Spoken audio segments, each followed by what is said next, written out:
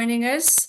Min and I will just provide a little bit of background on a study we did. This actually took place during COVID, and we used photography as a way of exploring student experiences. So I'll pass over to Min to provide a bit of background about this, and then we'll explain what we found, and hopefully have a little bit of time at the end for some questions if you have any. Assuming my computer's going to play. Yes, okay. Min. Thanks, Heather. So as Heather mentioned, the data that we will share today is originated from a data set that we generated during the COVID time. However, the insights that we have learned from it and the kind of like conceptual rethinking that we have been then engaged with has outlived the COVID time and is relevant to the questions that we have been asking during this conference about the purpose building. So in our presentation today, we would like to share with you about our purpose building for researching with and by international students at 2 levels. Epistemologically, we want to discuss about our opportunity to develop a scholarship of student knowledge. We'll talk about what do we mean by student knowledge very soon. And methodologically, we would like to use our photographic-based study to explore an innovative methodological third space. We'll first introduce you to these 2 levels of purpose building in our study, and then we'll share with you some data and insights that we have generated from our project and show you how we have used photographic method to enable innovative third space for student knowledge. In the end, we'll provide some concluding comments. So student knowledge. By student knowledge, we look at it as a scholarship resource referring to knowledge that is produced by students for students' purposes, centered on their interests and benefits in their contexts. So this is a student-centered knowledge scholarship that we want to explore. And this student knowledge foregrounds what students know, what they choose to say, what they would like to voice, and what students found important and want to foreground in their lived realities.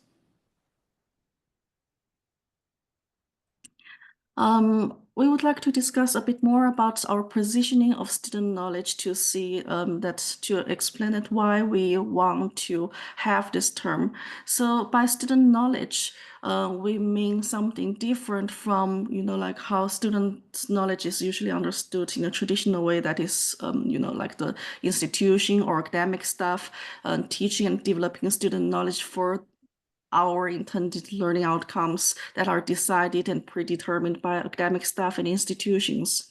Instead, by student knowledge, we would like to recognize the epistemic agency of students. So recognizing students as knowledge producers who are able to make meanings and contributing knowledge to the higher education context rather than only carrying on knowledge, which are passed by the institutions or academic staff or research staff. So by student knowledge, we really want to acknowledge and value students' capability for producing knowledge and contributing to the higher education context. And with this positioning of student knowledge, we would like to explore that if we can legitimize what students know as a valid, credible source of academic scholarship. And with this scholarship, by foregrounding what students know and what they find valuable and important in their lived reality, hopefully some of the themes and discussions raised by students can provide a rich resource to decenter the dominant assumptions and frames in the higher education. Next one, please. Oh, thank you. So another dimension of our purpose building in the study is to use photography as a methodological third space. So I will be explaining a little bit more about what do we mean by this methodological third space here. So third space has an element of thirdness in it, which could refer to the in-between space of hybrid meaning-making and negotiation. And through a photographic third space, we hope to use this kind of hybrid in-between meaning-making to challenge traditional boundaries and foster more inclusive approaches to research with and by students. So how is the photographic space a methodological third space, and how is there an in-between hybrid space in this photographic method? So there could be a few different ways that we can interpret the thirdness. For example, it provides inclusive space to work with the student body beyond the traditional boundaries, which are informed by essentialist methodological nationalism approaches. For example, moving beyond using photography to work with students beyond their immediately available nationalist labels, like based upon their nationalities, such as Chinese international students or home and international students. Also, the photographic third space could embrace meaning makings and negotiations across diverse forms and resources of knowledge, for example, between language and visuals. And there could be other methodological spaces that can be used with international or any students that could incorporate other forms of knowledge, for example, music or embodiment, etc., etc. So through this third space, then it could methodologically enable, like holistic understandings of student experience in the higher education context.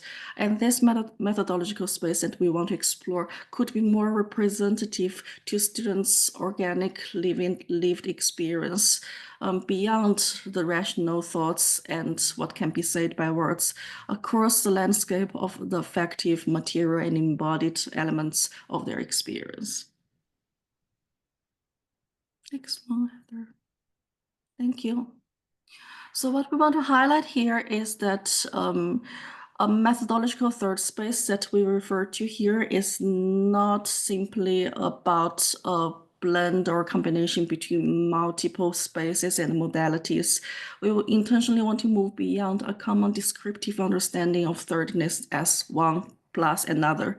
But we want to highlight that there is a political stance of the methodological third space that is purposefully seeking to challenging the traditional boundaries and dominant thinking, and to decenter this dominant thinking in our academic discourses. For example, to decenter the nationality migration-centered othering frames, to decenter and challenge the deficit narratives, as like what Jenna and Sylvia has mentioned earlier on in this morning, and also to challenge the assimilationist expectations and models of acculturation and adaptation.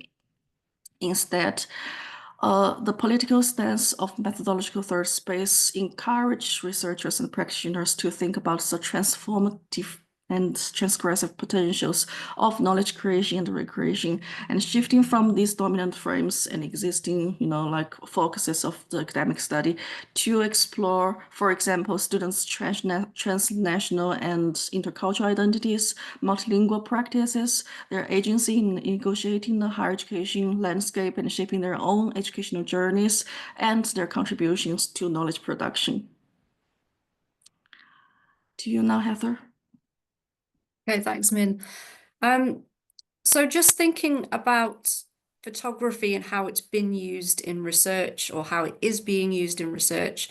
And we're looking at, so photographs, it's not just a picture of something, but it's more about what that person has chosen to take a photograph of, the kind of things that are included in that picture, and recognizing it as something that is a perspective from that person's lived experience. They have chosen what to include within that picture. And it involves making, looking at those connections between the individual and the environment. Photography has been used in the past in research. Often it's been used as a tool to perhaps elicit certain perspectives, to perhaps think about previous memories.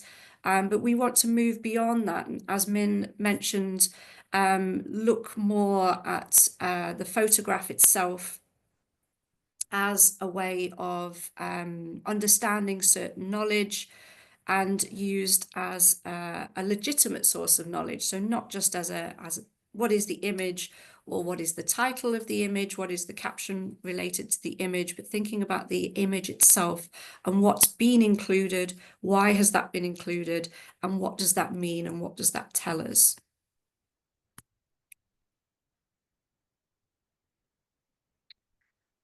So again, as Min sort of mentioned, we're trying to take the photographs and use them to explore this methodological third space as a way of exploring experience in more depth and looking at the knowledge that the students are creating, but the students have chosen to share with us as well.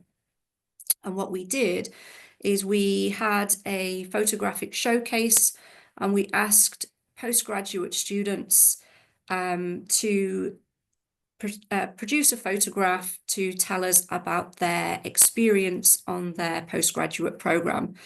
We had 47 students that contributed, and they took a photograph, and they did provide a short caption along with that photograph, and they also put a title on that photograph as well.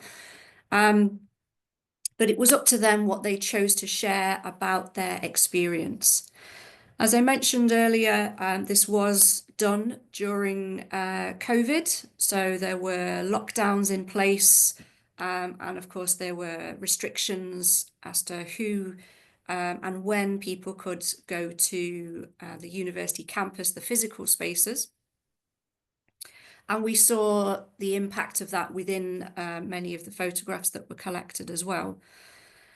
Now, although we did ask for a title, we did ask for a caption, what we've done with the analysis of the photographs is we've had the image itself as the foreground and the main source of the data within this particular project to explore the students' experiences.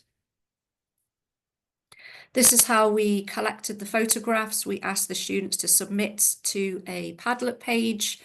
And as I said, we had 47 students that did that.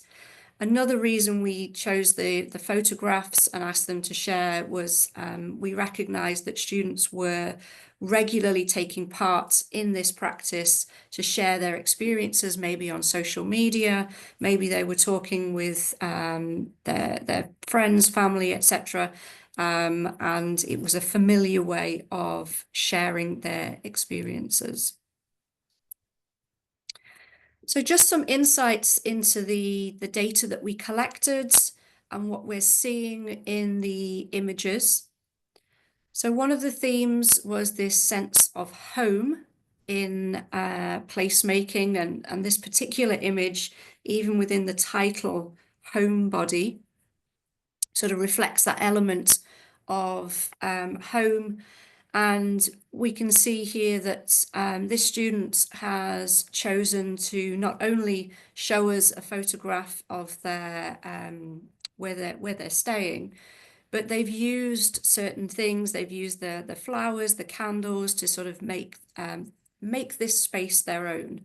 So in their placemaking practices of shaping this particular space to become their own, they've used these decorative elements, they've changed the space, but they also wanted to put in the laptop with some work displayed on that screen to link the higher education experiences with that as well.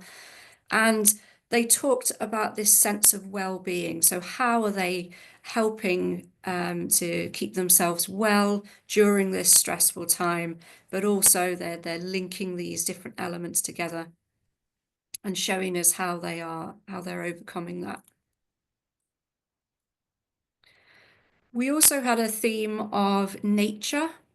And in this particular image, obviously we can see a tree, but this particular student has chosen this particular tree, and in their description, they explained about how they wanted to show the tree with the branches reaching into different places. We can sort of see connections here with embodiments, going out, walking, daily walks, and helping them to feel connected to a place, even though they couldn't go to the university campus at the time, but they were able to sort of bring in those elements of connection, of experience, and also through this title of an odyssey or a journey. They saw their postgraduate study as a journey that they were taking.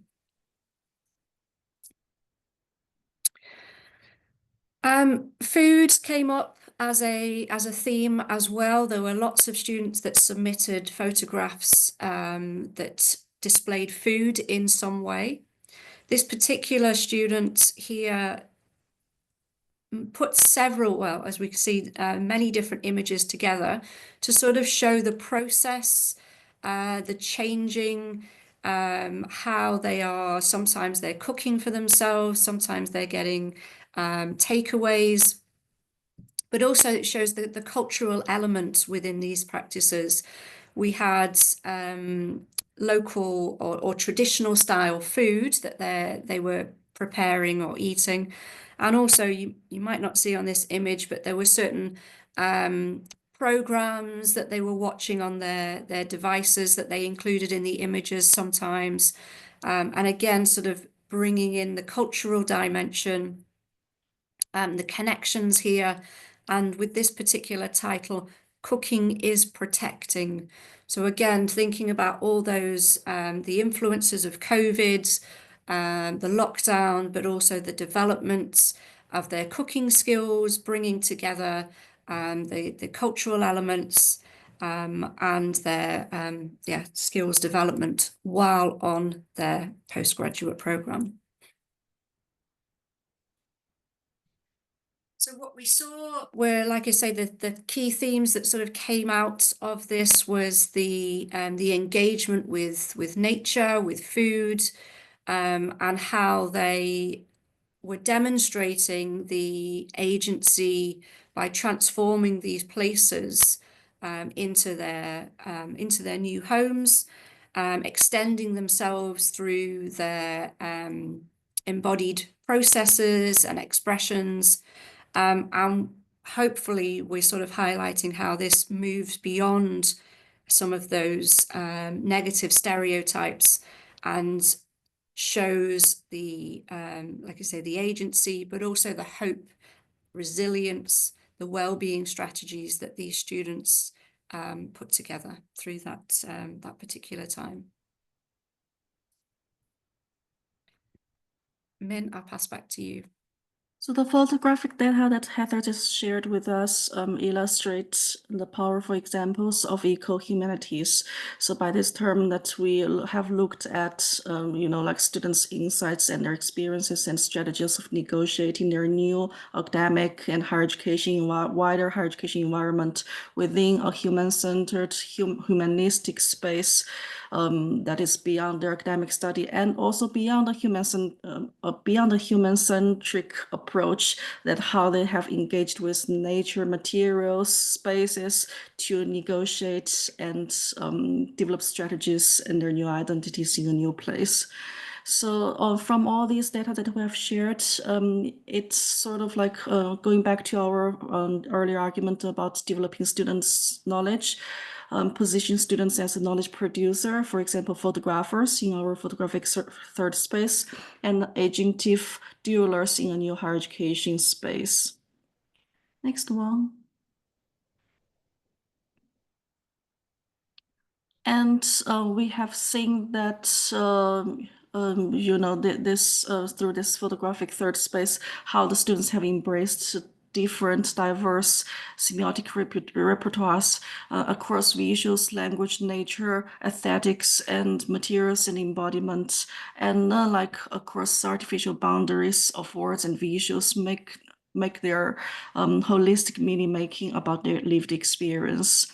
And this comes back to our earlier arguments about developing or exploring a methodological third space that could decenter or as a decentering space for developing epistemological diversity and hybridity across the knowledge landscape of researching with and by international students. Thank you.